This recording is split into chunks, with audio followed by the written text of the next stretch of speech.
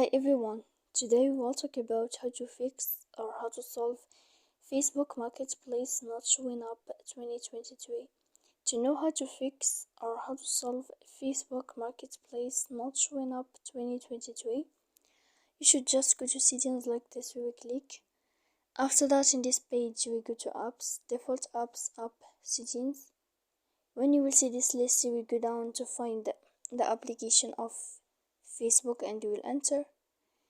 Then here in this page you will go to click for stop.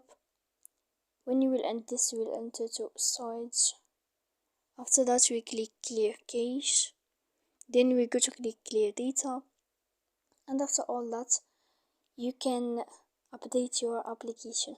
So please don't forget to support us by like and subscribe.